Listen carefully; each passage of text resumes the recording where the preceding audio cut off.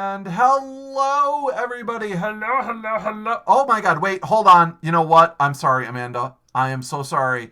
I just realized I did not change where the text box goes, and it's covering up your face, and that is completely unacceptable. Oh, pro streamer. I did something different with my podcast last week, so I moved the chat over there. There we go. Hello, everyone. It is May 7th. Welcome back to the Palaver. I've lost count of how many episodes I've done. I think this is like episode, I don't know, like 75, 78, somewhere in that range. I don't even know. And I am super stoked, super happy today to talk to a wonderful new friend that I've made on Twitch, Amanda. I'm going to just call you Amanda. Is that okay? Yes. All right. That's fine. Amanda, who you can view and witness at SpaceAmandaSC. Can everyone say hello to Amanda? Hi, Amanda! How are you doing tonight? I'm doing great. Doing great. Yeah. I apologize. I know that so we had the little time where we talk before the stream starts, and hopefully I didn't overwhelm you with bullshittery, as it were. I don't know. I don't even know what to call it. I was like, blah, blah, blah, blah, blah. I can see you. I'm going to move your camera just a scooch. There we go. That looks better. Yeah, Rock and Rage is here. It's always good to see Brother Rock. And, yeah, so, Amanda, you're a newer streamer. You're relatively new to Twitch, right? Didn't you just start streaming like a month ago, or? That's correct. Yeah. Yes. And people might be able to tell from that accent that correct. You are a Southerner, and that's actually where the SC comes from in SpaceAmandaSC, right? South Carolina. I am not from South Carolina, but I've lived here long enough that it's kind of stuck. So there it goes. And you kind of picked up a little hint of the twang, right? Yeah. Wait a second. I think it's random. I think our good friend Darth Bex is in South Carolina, isn't she? Or maybe that would be interesting. Maybe she's North Carolina. I can't remember now. Oh. Somebody went to Charleston this weekend, so. Yeah, you know what? And I think another member of Proper Nerds, Flomby, is also in the Charleston area. But Charleston's North Carolina, right? No, it's south. Oh, is it? Mm-hmm. There you go. We're doing a meetup in the near future for those people who live in Western New York, and maybe you guys should figure out a South Carolina meetup. How awesome would that be? That would be awesome. I thought you were gonna say New York. Well, I mean, it's a bit of a drive from the Carolinas to New York. Yeah. I've made that drive once in my life. I went to visit. Oh God, what's the Marine base that's down in that area? Marine? Yeah, isn't there or maybe it's Army.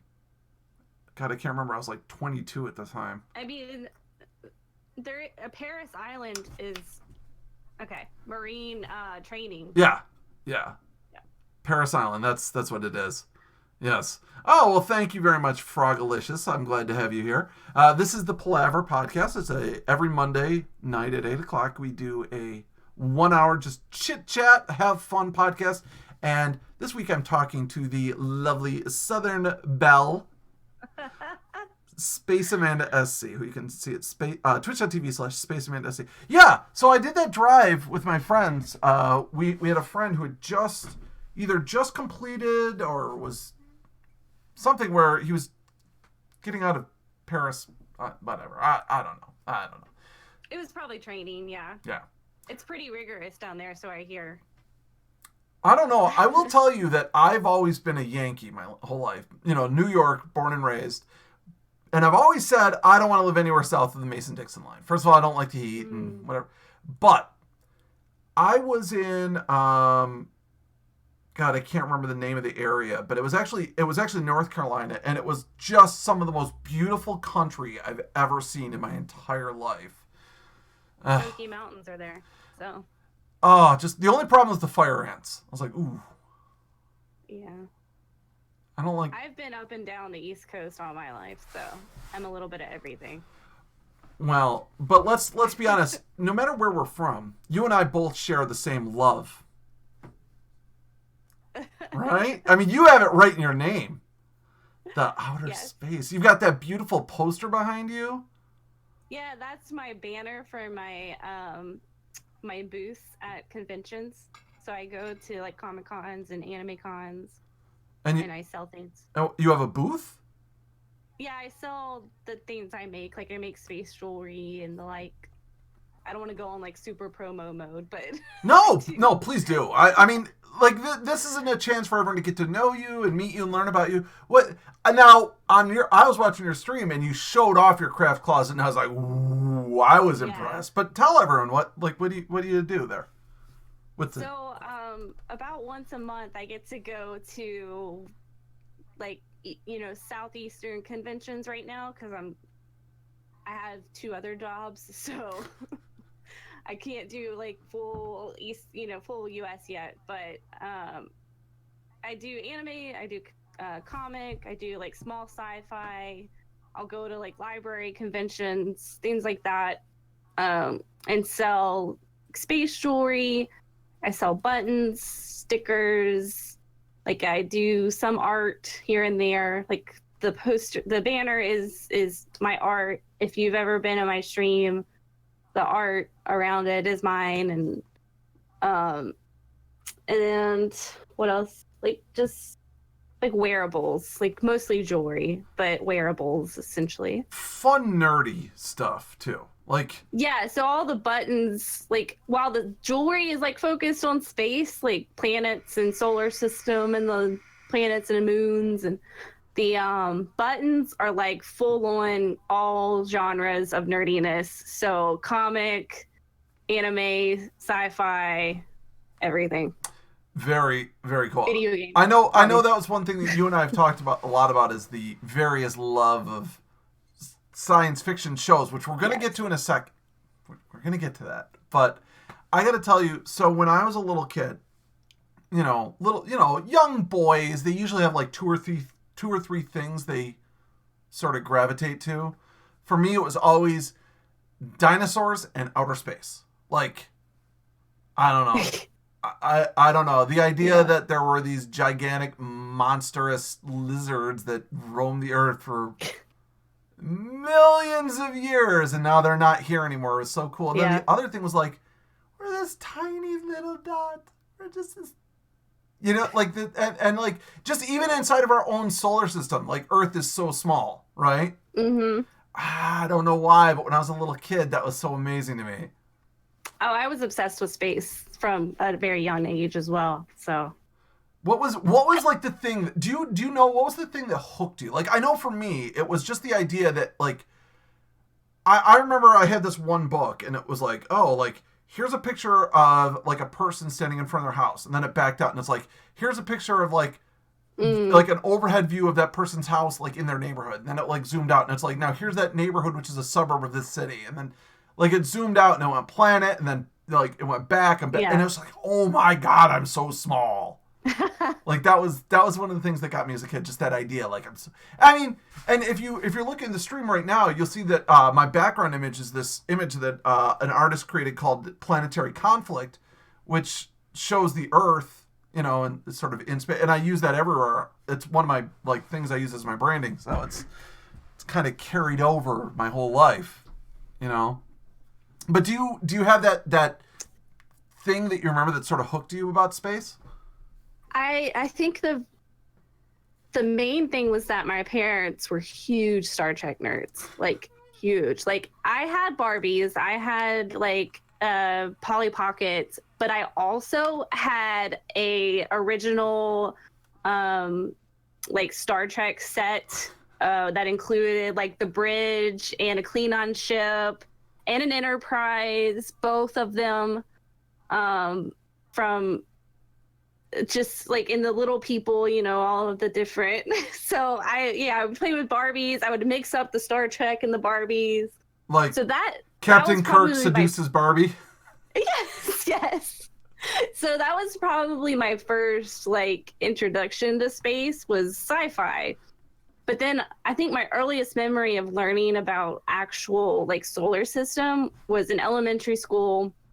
And this is literally the only memory I have from this time. and I don't think I've even recalled this memory in probably 20 years. Like, it's probably been that long. Like, I don't even, it just came to me as you were talking about that. There was a bulletin board in like first grade, maybe first or second grade. She had the planets on it. And that's what I remember is like seeing all the planets and, you know, thinking about how much more was out there. And that was probably my very first memory of learning. But in high school, when the Pluto, this totally ages me right here. Yeah. So when the Pluto debate happened in high school, that was my senior paper, and by the time I graduated, it still hadn't been decided. So my senior paper ends with, I guess we'll find out soon. Oh, well, while we're on that time, where do you fall on Pluto planet versus no planet? Like, I know that they're calling it, oh, it's a dwarf planet, but like, oh, come on. I could spend an hour just teaching you a lesson about why Pluto is not a planet anymore. But your gut feeling. Well, I have a lot, I know a lot more now. So that, like, when you think about just the solar system, yeah, like, why isn't it a planet? That just seems silly. When you start to look outward and realize all of the different smaller sized planets out there, you realize we would have too many planets if we didn't narrow down the criteria. So knowing what I know, I agree. As a child, I was like, well, why? Like, I don't understand. It was there, and then it's not. How do you, like, take away its status? See, I've always felt, so, I mean, you have to understand, I'm 40 years old, so that whole debate about whether or not Pluto is a planet anymore happened well after I was out of school, right? Mm-hmm. So, to me, it's always, my very educated mother just served us 9 pizzas. You know, like, that's how you remember the planets. That's how I learned how to do it. Like, I don't even know what you do. Like, my very educated mother just served us nachos. Like, yeah. Like, that's lame. But I get it. I do get it. Or nothing. But I do get it, especially when you consider, like, in the asteroid belt, there are several, celestial bodies that are almost as large as Pluto, right? Well, in the asteroid belt, there's really just Ceres. It's another dwarf planet. Mm-hmm. The only other, like, really large item in the asteroid belt would be Eris. Eris is another dwarf planet. So the, like, Haumea and Maki, is that what it is? Like, my understanding was there was like 3 dwarf planets that floated through the asteroid belt. Okay, 5, okay. But there's only one in the asteroid belt, and that's Ceres. The other 4 are in the Kuiper belt. And that is beyond Neptune, and that's where Pluto is. Right. And that's another thing I remember when they started talking about, like, oh, yeah. I remember when they first started saying, oh, Planet X beyond Pluto, you know, that's still a thing, yeah. Yeah. Like, there's a lot of data that supports a large object out that basically, like, they can see there's something affecting certain objects, but it's going to be probably about the size of Neptune, and it's going to be really, really far out. And they don't know where it is in its orbit. Not really. It could be in, like, a very wide section. And because it's going to be super small, we'd have to be looking we'd have to know where to look for it. Like, once we can find it, we'll be able to find it. But the trick is there's so little light reaching it. Exactly. And then obviously so much less light coming back from it. It's not the kind of thing that we can just see, but we kind of know there's some stuff out there that's sort of caught in the sun's gravitational pull, and that's how they're finding it, right? It, like, there's some gravitational shifts that really are only explained by a planet that we can't see. Yeah, there's other objects in our solar system are affected, and the explanation is there's a larger planet out there. Mm-hmm. It's kind of exciting. You know. Yeah, it would be. But especially if it is beyond and Pluto also has that weird, wonky, erratic orbit too. That's the other reason why I was like, okay, like, Yeah, all right, it's trans-Neptunian. yeah, yeah. That's actually not why it was I know. downgraded. I know, but I'm just saying, like, to me, like, I was like, all right. Pluto doesn't behave. It's different. It's a bad boy. It does its own thing. That silly Pluto. Yeah. Although, how much did you love when we got to see those pictures of it and you saw the ice patch that looked like a heart? So my follow alert is a GIF that someone made of Pluto with hearts coming out of the heart spot. So yeah, it's funny. It's adorable. I keep up on this all. Oh my gosh. I lost my shit not too long ago, and now of course. Okay, so let me just tell you this, Amanda. I have slight memory issues, so I'm gonna fluster and flumble times like this. But do you remember very recently they did that confirmed thing where we had the gravitational waves from two yes. What the hell was Neutron? Yeah, what was the name of a neutron star collision? Yeah, but the name of the lab, and they're like, yep, basically proves everything Einstein said 100% that he predicted 50 years ago. There was like this big lab, and I was going off. There's 3 of them actually. Oh, is there 3? I know what you're talking about. There's one in like Midwest, Louisiana, and like Italy or something random. Oh, like, I didn't know about the one in Italy. There's a third one. I know it's like, I don't know if it's Italy. It's not U.S. I know that. Well, when that happened, when that news came out, and it's like, listen, you don't understand why this is so important. And I was trying to explain to everyone, and they're like, oh, well, what does this mean? Can we go faster than light? I go, well, no, but it's just, no. They're like, oh, can we travel to other planets? I'm like, no. It's just like, trying to explain to someone who doesn't get it is so tough. Yeah. Like, they're like, why are you losing your mind? I go, do you understand? This is like proving gravity. Like. Also, the fact that we're feeling the shockwave of stars that exploded a ridiculously long time ago Yes. is pretty phenomenal. Yeah. That alone. So. Exactly. Right? I keep telling people, like, look, you don't understand. Like, you have lived your whole life just assuming that this theory that we have, like, even if you know science, like, everyone just assumes that this is right. But now it's like, boom, there's proof. That's so huge. Like, that's like mind-blowing. Yeah. That's so amazing. We've actually seen it twice now. Oh, God, that's so... We live in such an amazing, exciting scientific time, but then at the same time, you're like, yeah, but what's going to happen in 100 years after I die? I know. That's like the worst thing I think about. Is like I just want to peek. I want to know, like, just give me a little peek, you know? Yeah.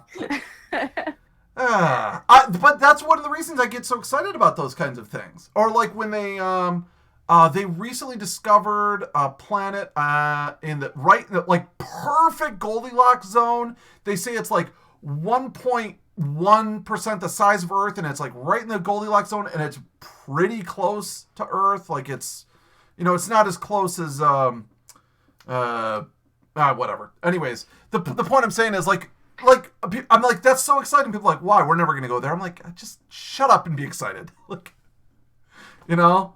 Yeah. I don't know. I mean, it's really sci-fi coming to us slowly. Yeah.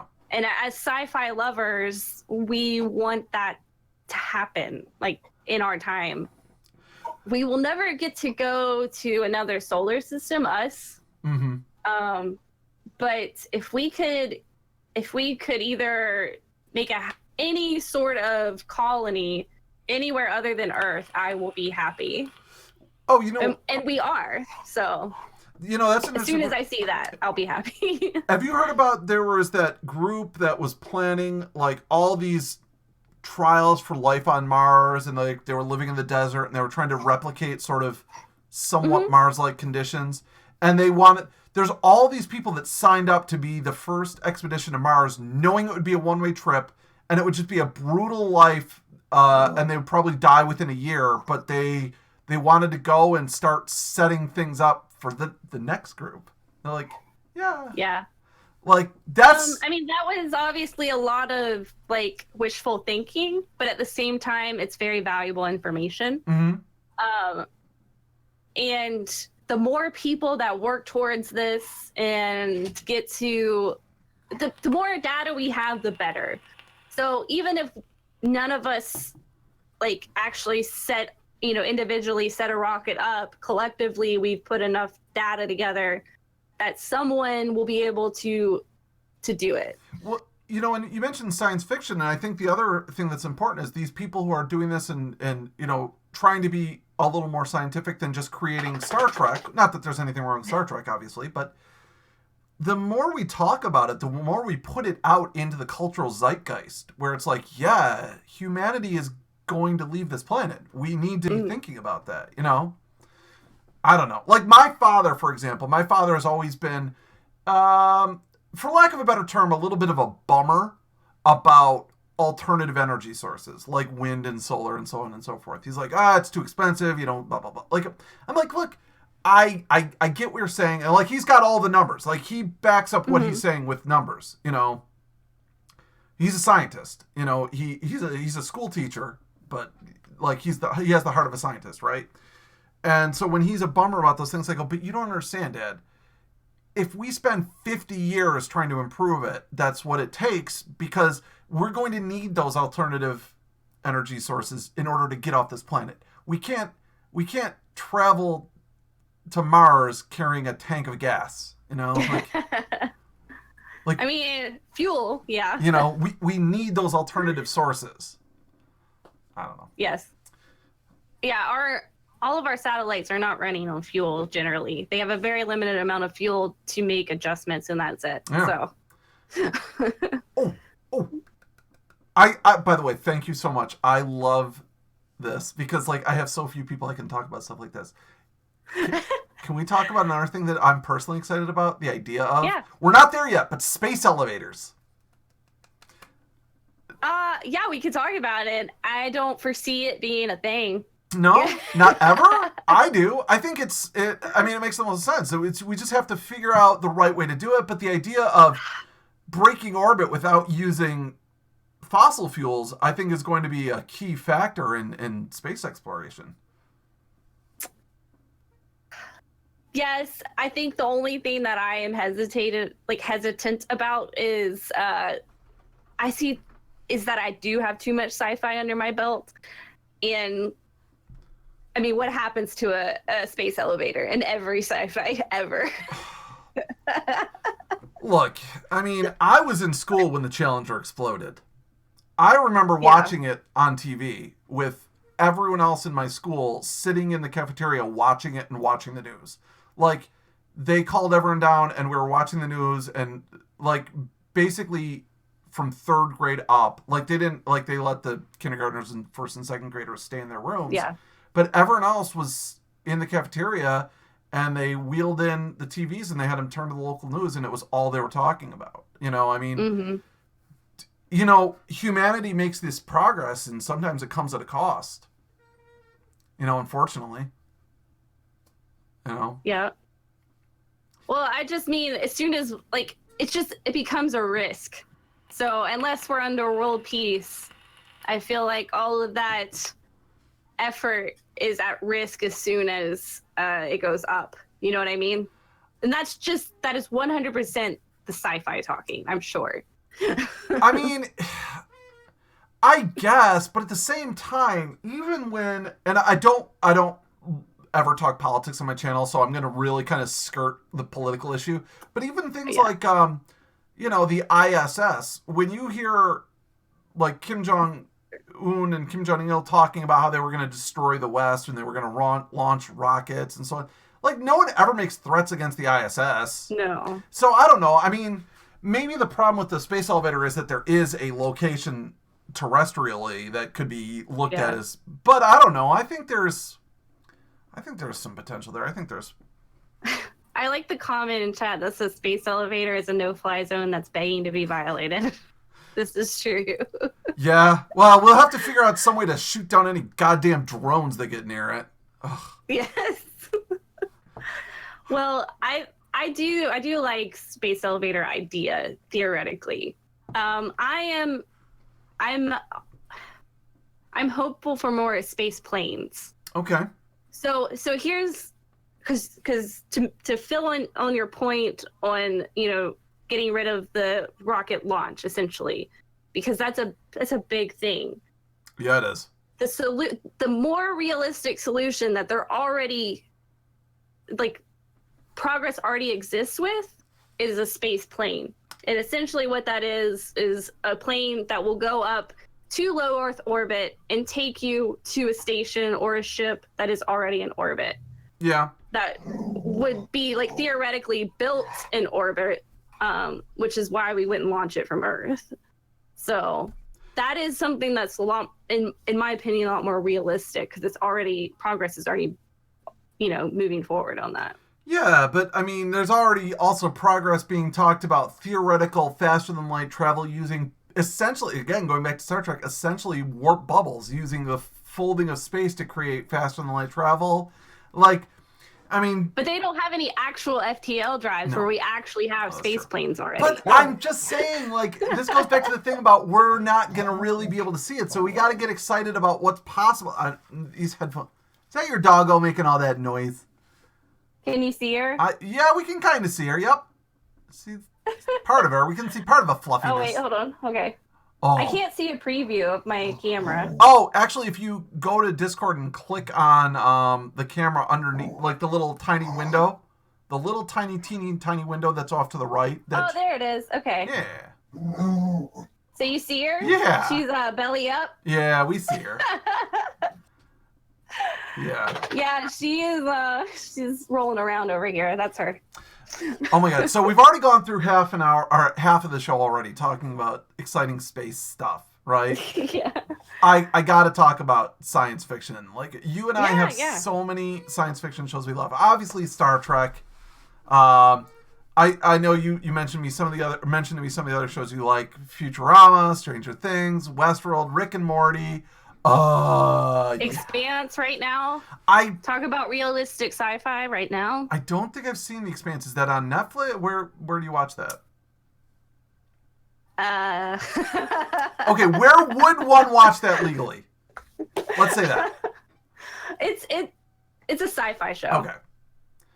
All right. So the thing about sci-fi, about Expanse, is that I 100% believe it's much more accurate to what we would be as a spacefaring, species.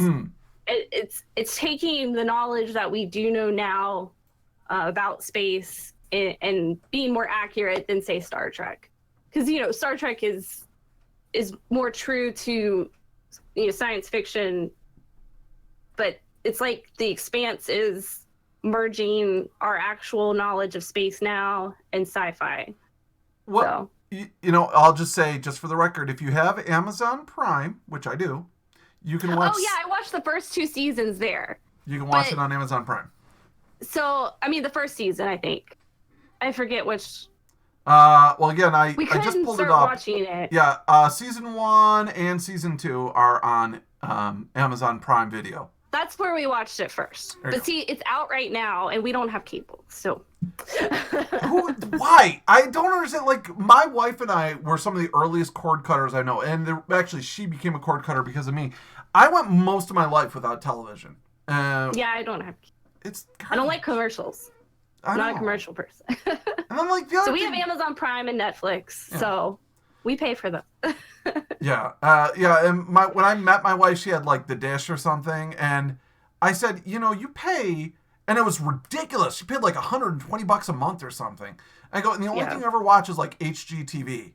Why? So I convinced her. I was like, look, I've got I've got a Netflix account. Try it out. So she's like, yeah, you're right. Save us $120 a month. Yes. Yeah, not Hulu, of course, because goddamn commercials that you pay for. Well, don't even get me started on Hulu. They have like a commercial-free option, but then they want like $30 a month or something like that. No, thank you. No, thank you. I gave up on Hulu. I think my wife actually still pays for her Hulu account because there's 1 or 2 shows she can only get on Hulu, but I don't know. I want to watch Star Trek Discovery, but I haven't done that yet. I watched most of the first season, and it's by far one of my least favorite Star Treks. That's my coffee, by the way. Okay. It's really vodka, everyone. She's just. Yeah, I don't know. I don't want to give away any spoilers for you, but how did you feel about the Star Trek reboot movies, the J.J. Abrams reboots? They're pretty. They were pretty, but they were not very good, right? For the most part. Yeah, they were really just about like, oh, these are really cool effects. Okay, yeah, still cool effects, but what am I like? What is the point? Like, so I didn't rewatch them. Let me point it that way. Normally, I would rewatch a sci-fi movie. I did not rewatch the Star Treks. Yeah, that's Discovery. Gotcha. Yeah, I'll probably watch it one day when I'm like not got nothing else, but that might be a while. Yeah. Here's the thing that kills me the most about Discovery. If they had made that show and said, yes, this is set in the J.J. Abrams reboot, or what do they call it? The Kelvin timeline? I think this is what they call it now. They call it the Kelvin timeline versus the original timeline. If they had just set it in the Kelvin timeline, then so many things would be acceptable. Like, so many things. But, like, they've completely retconned the Klingons. They've retconned some of the lore. Like, some of the things don't make sense in terms of, like how they fit into the... like, nothing makes sense if you factor it into the TOS, TNG, DS9, Voyager world. Like, that, it doesn't fit.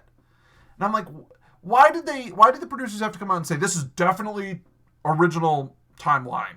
It's like... Yeah. And then, then the writing is wrong.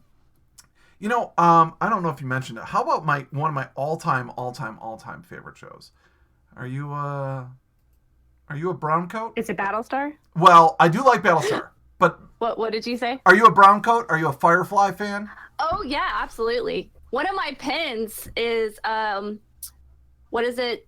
Self-identified Browncoat. Nice. That's one of my pins I sell, yeah. You know, what is something in my eye. I'm sorry if you keep seeing me do this. That's all right. The line must be drawn here, no further. Oh, God, best Star Trek movie was First Contact. Oh, so good. I loved First Contact. That's my favorite Star Trek movie. I was like, why did you say that? Then I see chat. Yeah, I do read off from chat. Sorry. That if I ever confuse you, you can always just go, okay, either he's having a stroke or something's happening in chat. I don't know. Either way. But, Browncoats. So there's been a lot of talk about possibly revisiting Firefly, and I'm one of those people that's like, no, don't touch Firefly. Leave it alone. It's perfect. Don't fuck with it. If you want to make it... I would like some more Firefly universe. Right. Yes. I think most people would, because we just didn't get enough of this crazy Western sci-fi, mix up, like free, what is the word I'm looking for? Not like free range, but, mercenary style. Mm-hmm. We didn't get enough of that. And there's no reason you can't just have a very similar plot, a very similar premise. You can even have it be like, the hard-bitten captain of a cargo ship. Like, you can even have it be on a Firefly-class ship. Like, you can do all these things and just have totally new people, totally new, stories to tell, and just have it set right in that world. I would have it take place after the events of the movie. After Serenity takes place. But, like, there's no reason you couldn't do that. And just, I think everyone would eat it up. All the Firefly fans would love it. But don't try to... And especially now that, oh my God, why am I blanking on his name? Ever since the actor who played Shepard Book, he passed away. Like, what are you going to do? Cast a different character? Like, I don't know. They want to do a Stargate reboot too, and I'm like, no. Dude, Finished universe, but that's it. I think I told you this. Stargate Universe was actually the only Stargate TV show I watched. Oh no. Yeah, I never got into Star. Well, see, again, you have to understand, I didn't watch much TV as a kid. Like, one of the only things I ever watched was the different Star Trek shows. So it was that, and the first couple seasons of The Simpsons, and that's pretty much it. I think Stargate SG-1 especially stays pretty true to the like there's an overall canon, but it's also a one episode, like beginning, middle, end solution, Yeah. So if you enjoy that about Star Trek, I think Stargate stays true to that. And it's not super fancy like The Expanse is, with the crazy graphics. And it does get better because it started in like, I don't remember if it started in the 90s or not. I feel like it did. And it went through into the early 2000s. Which is definitely right in that time that I didn't watch TV. So there was many years. I rewatched it 2 years ago. We watched all 3 seasons back to back. That's it. So I watched Stargate SG-1 with the husband all the way through. We watched all 10 seasons. It took a while. It took like a year and a half because we only watched it at dinner. And then I like totally binge watched Atlantis. Fell in love with Jason Momoa, by the way. I hope Darth X has her sound on so she can hear that, because she does bad things with Jason Momoa. By the way, I don't know if you saw it. She said she's living for your background. She loves it. Yes, I see. Yeah. Thank you. Jason Momoa, he's Aquaman, right? He is Aquaman, yeah. And Khal Drogo. More importantly, he's also Khal Drogo, and he was on Atlantis as one of the primary characters. All right. I'll take your word for it. Oh, you know what? Something cool. Sure. Talking about Atlantis here. So,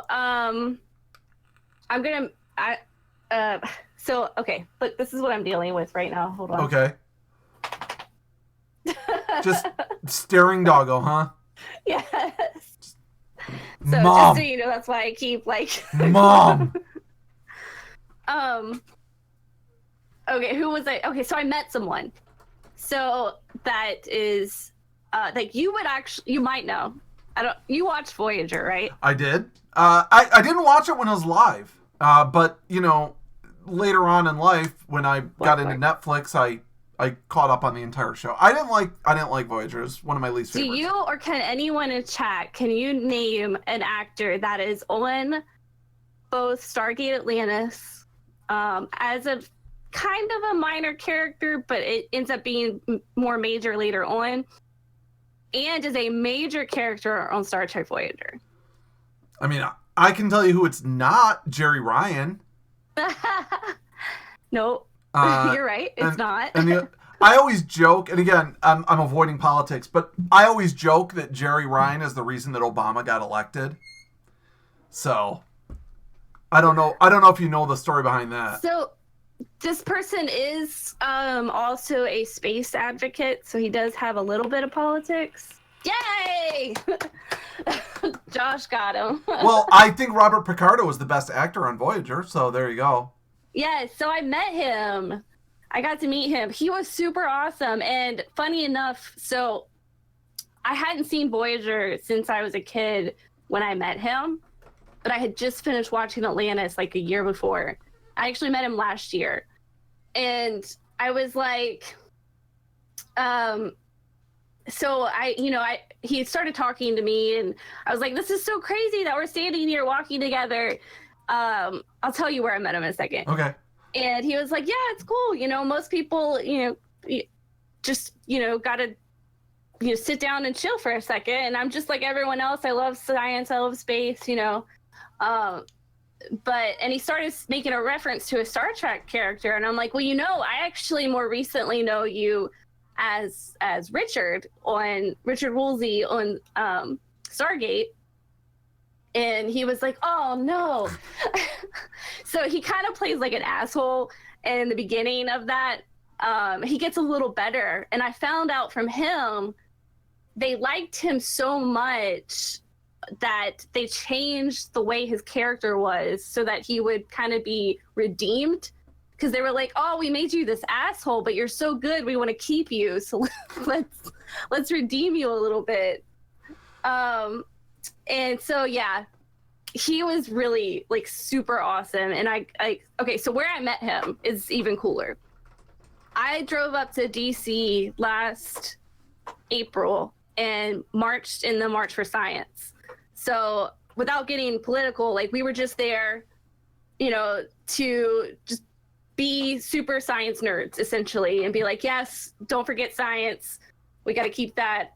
And so I'm part of the Planetary Society, which is really just like, don't forget science. Like, don't forget space. We have to remember that we got to make progress in space.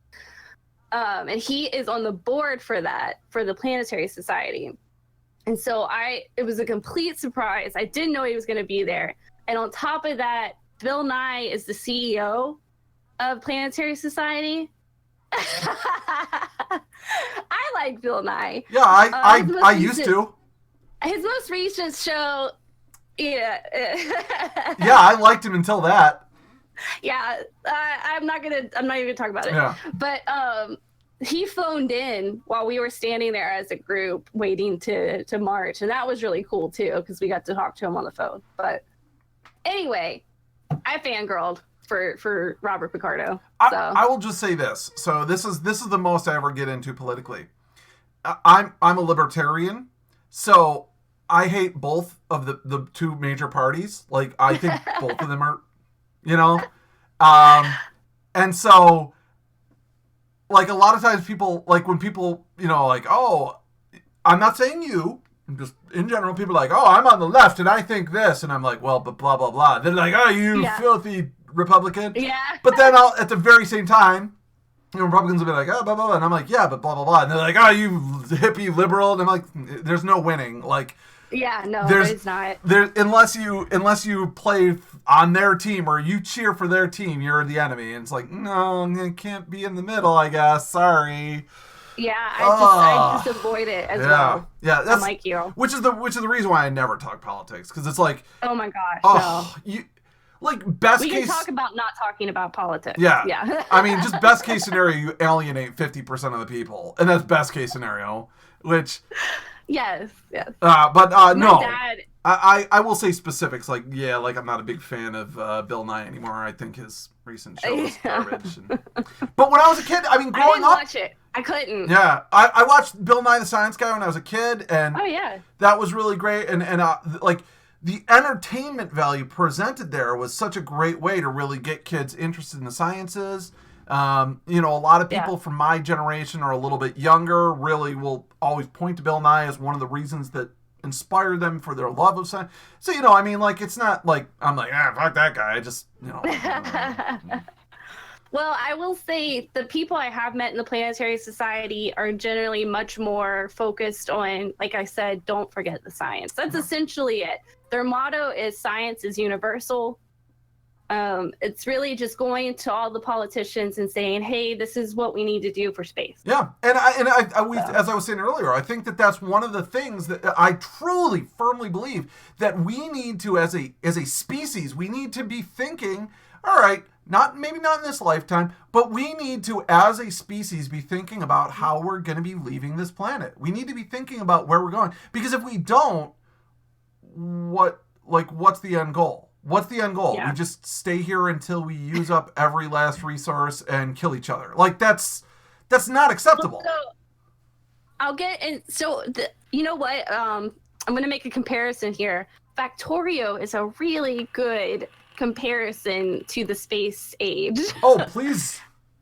Edify. Because for those who have been watching you play Factorio, it takes so much work to set up to get to a rocket. Mm-hmm. Like, I mean, that's the game ending goal, is to fly the rocket. There's a reason that it's the game ending goal. Now there's more to do, obviously, afterwards, just like when we first set off our rocket. But, you know, not rocket, but rocket. So we'll just say rocket. Anyway, so I think generally a lot of people forget that there's so many details that we have to master before we can do anything crazy. And generally, even as scientists, like, we'll want to go fast and we'll want to make progress. And that goes the same for the people who are making the decisions about whether or not we're going to fund this project or not. Mm-hmm. And so somebody has to be there to show them, like, well, this is where we're going to go, and this is what it's going to take, and it's going to take a while and a lot of money, but we're going to get there. It's just like you have to design the iron gear wheels and the copper wire. You have to get there. You have to go have the solid foundation to move on to the next step. Yeah. And you can't bottleneck your circuits. You can't take all of your resources and put them into building turrets. If you do that, you're not going to make any progress on your blue science. And if you don't do the blue science, you're never going to be able to upgrade. Yeah. It's a very good comparison. If you put all your resources into building cannon shells, you're not going to have them when you need to make the logistic networks. I understand. And that is one of the things I like about Factorio. There's this real balancing act where I'm playing with really super high, almost cheat level resources to start the game. But even in that sense, I'm already starting to deplete some of my resource fields, And you think, okay, well, that means you have to expand out. And if you expand out, then you start running into the enemies. So then you do have to build, there's that balancing act there. I don't know. But you know what you just said, like, about these little discoveries? That's why I keep going back to that idea that I was so excited about when they discovered the gravitational waves from, like, the center of the universe. Like, I was like, oh my God, no one, like, I was trying to talk to everyone I knew. And even the people that really are into science were kind of like, yeah, but it doesn't really have any practical application. I'm like, no, I was counting on you to be excited about this. They're like, but it just confirms what we already believed. I'm like, yes, but that's exactly it. It confirms it. I don't know. I wish you were here in South Carolina. We just had the guy who, he was a Nobel laureate last year for the gravitational waves. He came and spoke here at the university. So I think you would have really enjoyed that talk. Yeah. But so it is a very popular topic right now, obviously, because of that. And we just recently got another one last fall. So it's Here's the thing. I even get excited when I don't really even understand it. Like, sometimes people will go into the real technical aspects. I'm like, ooh, I understand about 80% of what you're saying. So I'm missing missing the whole thing, but, like, that is exciting. Like, what I get is exciting. Let me say this. So it's much easier to get excited about the things that we know. So, like, when for example, when we figured out that the rain on Neptune and Uranus is probably diamonds. Like, everybody's like, what? That's so cool. That people are interested in that because they can relate to it. Right. And, like, okay, so here's a really good story. So I do astronomy outreach. I go around, I teach kids, I bring out my telescope and plop it down on the sidewalk and let people look through it. I have done a stream. I plan to do more with the phone on the telescope. So I was with some Boy Scouts, really young, like 5 to 7. And we were at a dark site, so it was really beautiful skies. And I pointed the telescope at Orion's Nebula. And now I'm sure, like, some of you have probably seen Orion's Nebula. It's super bright and colorful in pictures because they've used a camera with color filter, like, so they've colorized it essentially. Mm-hmm. It's real, but it's using filters. Right. When you look through a telescope, it's gray patches of, like, swirling gas and the stars that are in there. It's really pretty. like beautiful. But as a 5 to 7-year-old, you're like, okay. Yeah. And then I'm like, oh, well, Jupiter's rising. And they're like, yeah, let's see Jupiter. And I'm like, okay, but it's rising and it's over behind those trees. So we're not going to get a very good view of it because the horizon is thicker. I mean, yeah, the atmosphere is thicker on the horizon. So I pointed there anyway. And it's exactly what I expected. It's an orange circle. Right. There's no bands. There's no detail. And they're like, oh my gosh, I'm looking at Jupiter. Because they learned about Jupiter in school already. They knew what it was. They understood it.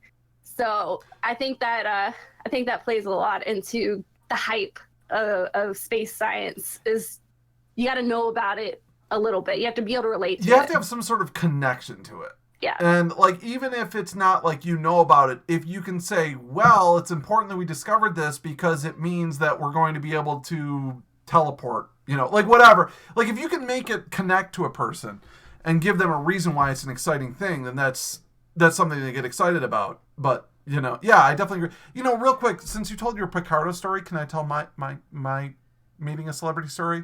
Yes. Okay, and I'd like to say I'm not a celebrity culture guy. I don't really care. Like, I've met many celebrities. I've met Mariah Carey. I've met Larry Bird, whatever. Like, I don't know. One of the most exciting celebrities I've met was Keith Baker. Keith Baker, who's an author who, I don't know if you know Dungeons and Dragons at all, but he wrote the setting Eberron for the 3rd edition Dungeons and Dragons. So that was, like, to me personally, one of the most exciting celebrities I've met. Well, back in the 90s, I got to meet James Doohan, a.k.a. Scotty. Okay? Mm-hmm. And I was at a Star Trek convention, and I'd parked behind the hotel instead of in the main parking lot because I got lost and I ended up coming in the back entrance, and we were late, so I parked and we ended up walking all the way around the hotel and blah, blah, blah. Yeah. Well, at one point we had I had our swag, and I was there with like 3 other people. And I said, I'm going to go take my stuff and put it in the car. Do you guys want me to go put your stuff in the car so you're not carrying it around? And they said, sure. So I took it out. And then, of course, I had to walk to the back of the hotel. And when I was walking down this one hallway towards the, like, sort of back, not really emergency exit, but, like, it locks behind you kind of exit type thing. You walk down this long hallway, and it's bordered up against the bar restaurant of that particular hotel. And the walls are all cut out so you can see right through and see into the restaurant and then see the lobby on the other side. And as I'm walking through, right on the other side of this small wall with all these potted plants in it, there's James Doohan. He's sitting there, and he's reading a magazine, and he's obviously waiting for his dinner. And I was like, oh, God, I don't want to be that fanboy that goes up and bothers him when he's waiting for his dinner. Obviously, he chose the part in the farthest, darkest part of the restaurant to sit. You know what I mean? Like, and it was just him. No one else. Yeah. So, I was like, okay, I'm going to be cool. I'm not going to be an asshole. So I doubled back and I went in and I said, excuse me, Mr. Doohan, I don't want to bother you. I know you're here trying to relax. I would just like to know if it would be okay if I could pay for your dinner. And he looked up and he goes, oh, that would be very nice. Thank you. And I'm not going to even pretend to do his voice, because whatever. And he'd be, that'd be very nice. And I said, thank you. Have a great day. You're an inspiration. And I turned around and walked away and went over to the bar, and I gave them my credit card, and I said, I am paying for whatever Mr. Doohan orders to eat or drink goes on this card. Do not let him pay a penny. And they ran my card, and then that was it. That was it. And I felt like that was the proper way to fanboy out there, because it would have been so easy to be like, oh my God, I love Star Trek, man. Honestly, Mars, I don't remember. You have to understand, this was 21, 22 years. Like, I mean, I was 18 or 19. And to be honest, it was my mom's credit card. It wasn't mine. So, I don't know. That's awesome. I don't know. I mean, my mom gave it to me and said, there, if you see anything you want to buy, that's why she gave it to me. And so when I got home, I told her what I bought. She thought that was pretty cool. So there you go. I don't know. It's a shame you didn't have a cell phone, though, to take a picture. I don't, okay, so I was 19, so cell phones existed at the time, but there were these big blocky things, and they didn't have cameras on them. They didn't have cameras. No. It wasn't the brick. It wasn't the giant brick that's like this big. But they were like this. That was my first cell phone too. Was like the Boost Mobile, you know. Yeah. I think I did have a pager at the time. Ooh. You know. I never had a pager. I was. Well, that was before me. You're a fair bit younger than me, so you know, like I said, that happens. That was my. I think that was me being the coolest with a celebrity ever. Like, yeah, I don't know. But I don't know. We're almost out of time. We've got. Oh, hello. Now, who's that? Luna? Hey, who's that? Is that Luna or? I know you got Milo. Oh, wait. I don't hear you. Uh-oh. She doesn't hear me, folks. What happened? Uh-oh. Oh, no. Well, I'll just talk. You got up on my headset, and now I don't hear you. Uh-oh.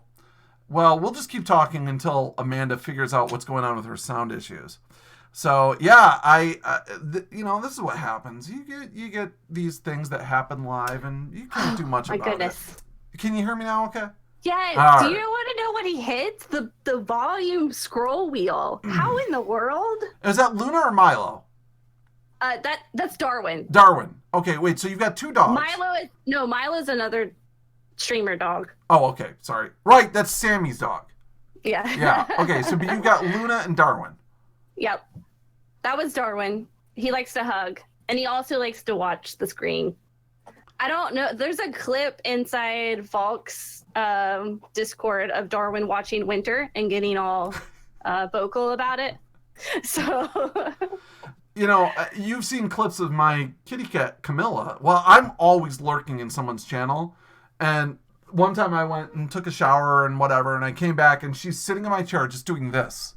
Watching Lassane, right? I don't remember who it was, but they had a dog cam. So it was either. That's what Lassane told me this morning, was that she got that from you. Yeah. So it was okay. Well, then it was probably Lassane, but it was someone with a dog cam. I mean, there's so many people that have dog cams now. There's you, there's Volk, there's Lassane. I know a couple other people that aren't in the proper nerds. They got the dog cams on.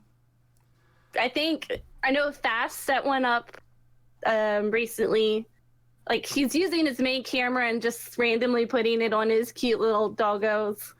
And I think Gertie was going to try. He has a cute little doggy. I know Gertie's dog has been on his stream a couple times. Okay. Yeah.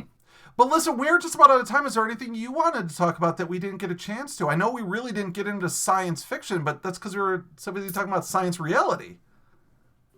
I don't know. Feel free for anyone to, like, on Discord or when I'm live or anything like that, to ask me science-based questions.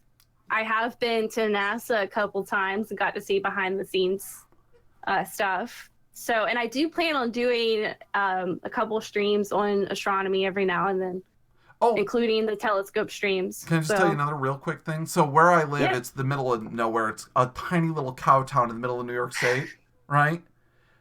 Yeah. One of the guys who works at my hardware store, literal rocket scientist. He's retired from NASA. He used to be a rocket scientist. And I'm like, awesome. What are you doing working as a clerk in a hardware store? He goes, this is my retirement. Yeah, we always loved this area. And so when we retired, we moved up here. And my wife's family is originally from this area.